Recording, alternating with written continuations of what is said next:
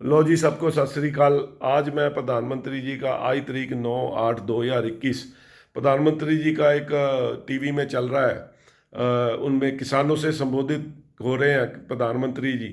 और उन्होंने बहुत अच्छी अच्छी बातें भी बोली हैं। और एक उन्होंने आज 19 लाख करोड़ 19.5 लाख करोड़ किसानों के खातों में डाले हैं। प्रधानमंत्री जी, ये अच्छी बात है आपने किसानों के खाते में डाली है, पर इसकी गहराई से एक जांच करने की ज़रूरत है। तो देखिए, ये जो पैसा है, ये जो आपने 19.5 लाख करोड़ किसानों में बांटा है, ये पैसा एक उन व्यापारियों का जो सुबह से लेके 18-18 20-20 घंटे देश के लिए काम करते हैं, देश के लिए टैक्स की कमाई करते हैं, जो आपने बांटे हैं। और वो भी राह देखते रहते हैं कि शायद उनको भी कोई ऐसा दिन आएगा जो उनको अपने टैक्स का दिए हुए पैसे का कोई बेनिफिट मिलेगा। उनके भी चेहरे मुस्कुराते रहेंगे और उनको भी दिमाग में टेंशनें ख़त्म होगी, जो 20-20 घंटे काम करते हैं। तो प्रधानमंत्री जी, कृपया ये पैसा, मेरी जो राय मैं देने वाला कोई नहीं हूँ। एक हिंदुस्तानी हूँ, हिंदुस्तान में जन्म लिया, मेरा हक बनता है। जो मैं मेरे दिमाग में आया, मैं टैक्स भी देता हूँ कि मैं इसमें मुझे बोलने का बाकी ये तो जनता जो सुनेगी उन पे या मेरे अपने दिल की भड़ास होती है, ये निकल जाती है, चलो अच्छी बात होती है। देखिए, मेरे टैक्स का पैसा है, हर उस टैक्स पेयर का पैसा है जो सुबह से 20-20 घंटे 18, चाहे शौकत व्यापारी हो या गरीब व्यापारी हो या आम व्यापारी हो, सभी देश का हर हिंदुस्तानी टैक्स दे रहा है, हर बच्चा टैक्स दे रहा है। देखिए, ये पैसे से यदि, जो मैं समझता हूँ कि कभी आप फॉरेन कंट्रियों में जाके देखिएगा, उनके गांव के अंदर हॉस्पिटल, उनके गांव के अंदर स्कूल, उनके गांव के अंदर किसानों की भंडारण क्षमता जो होती है, किसानों के लिए कोल्ड स्टोर जो हर गांव के आसपास हैं, जो 5-10 किलोमीटर के अंदर उन्होंने बना के रखे हुए हैं, ताकि किसानों की कोई फसल खराब ना हो। किसान यदि आज देश का गरीब है, यदि आप उसको पैसे दे रहे हो, तो ये कारण भी पता करिएगा भाई वो क्यों पैसा, और गरीब क्यों है। कारण ये है कि किसान, फिर मैं बोलूँगा, उनके घर में शिक्षा नहीं है, कोई ऐसा स्कूल नहीं है, कोई उनके बच्चे और बच्चियों के लिए कोई ऐसी बड़ी शिक्षा का प्रबंध नहीं है किसान गांव के आसपास।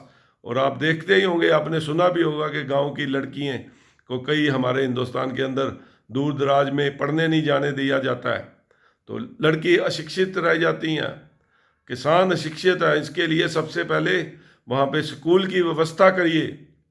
100%। यदि आप ये टीवी पे एक बड़े बड़े किसान जिन्होंने लाखों रुपए की मालाएं गले में डाली हुई है, केसर के किसान या जो भी, उनका पता करिए, उनके पास पहले ही करोड़ों जाके देखना पड़ेगा वो टीवी वालों को, जो इंटरव्यू या ले रहे हैं। हकीकत किस गांव के अंदर जाके देखनी पड़ेगी, और वो टूटे घरों से अंदर जिनकी छतें, खाने की और छतें उनकी टूटी पड़ी हैं, उनसे पूछना पड़ेगा भी आपको क्या चाहिए। चाहिए उनको स्कूल शिक्षा, उनके बच्चों को फ्री चाहिए, उनको हॉस्पिटल फ्री। जो वो जितने भी वो बड़े उम्र के होते रहते हैं, तो उनके दिल में यही रहता है कि अब हम बीमार हो जाएंगे तो क्या बनेगा हमारा। उन किसानों को चाहिए वो भंडारण की क्षमता, जो उनकी फसल जब आती है, तो जो बड़े बड़े कारीगर, बड़े बड़े, अब मैं अब नाम क्या लूं, वो आपने उन्होंने भंडार बना लिए अपने लिए। सरकार को चाहिए कि उनके लिए भंडार बनाए फ्री में, वो अपनी फसल वहां पे रखें, खराब ना हो, उनकी सब्जियां खराब ना हो, तभी वो तरक्की करेंगे। फिर हमारा जो टैक्स का पैसा ऐसे बांटना नहीं पड़ेगा। मैंने एक विज्ञापन देखा, अभी आज ही चल रहा था, आज 9/8/2021 को चल रहा था, यूपी का विज्ञापन।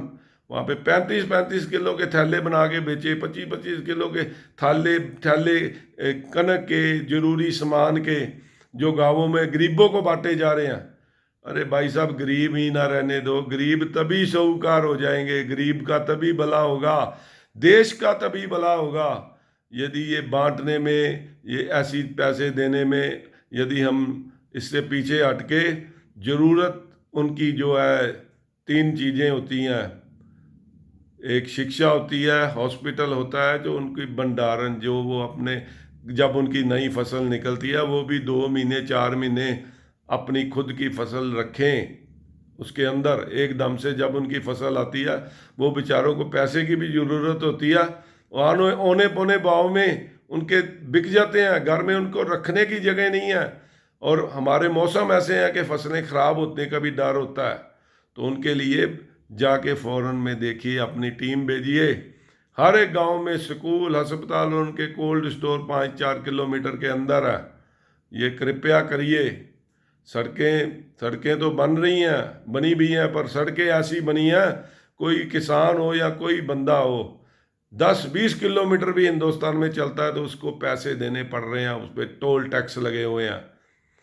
गरीब किसान को हम 2,000 रुपया तो दे रहे हैं, आटा दाल भी दे रहे हैं, पर दूसरे हाथ से हम 3 गुना करके ले भी रहे हैं।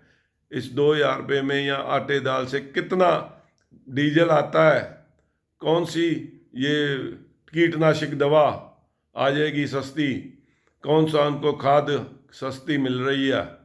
हर तरफ ध्यान देना पड़ेगा। विज्ञापनों से देश नहीं चलेगा। ये विज्ञापन जब बाहर फॉरेन कंट्रियों के लोग भी देखते हैं, वो शायद हम पे हंसते हैं कि हर बंदा देश का गरीब है। सरकार को हर गांव में पैसा, हर गांव में आटा दाल देना पड़ता है उनके पेट पालने के लिए। इससे देशवासियों का मनोबल भी गिरता है। जो टैक्स देते हैं वो भी अंदर से सोचते हैं, भाई हमारे मेहनत का पैसा कहाँ जा रहा है। और देश देश में कृपया ये जो लोग हैं, जो देश में रहने वाले, जो टैक्स दे रहे हैं, इनको भी सोचना पड़ेगा। जब ये सोचेंगे तो देश तरक्की करेगा। नहीं तो नज़दीक आ रहे हैं इलेक्शन, ऐसे ही पैसे बढ़ते रहेंगे, आटे दाल स्कीम चलती रहेगी, जो पिछले 70 सालों से हो रहा है। हमने नई पार्टी लाई इसलिए कि जो 70 सालों से गलत हुआ है वो जल्दी ठीक होगा।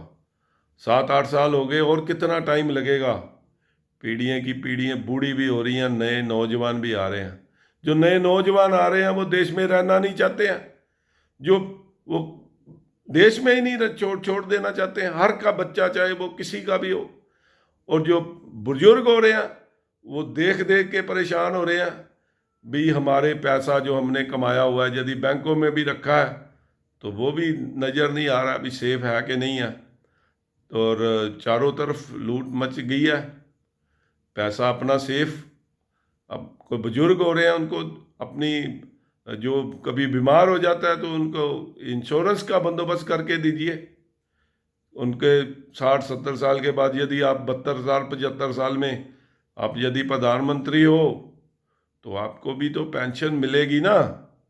तो इसका हर किसी का बंदोबस्त करिए जो इस देश में जन्म लिया, जिसने, मैंने भी, मेरा हक है, मैंने जन्म लिया इस देश में, मेरा हक है, मैं बोल सकता हूँ, मैं टैक्स भी देता हूँ, आप भी देते होगे।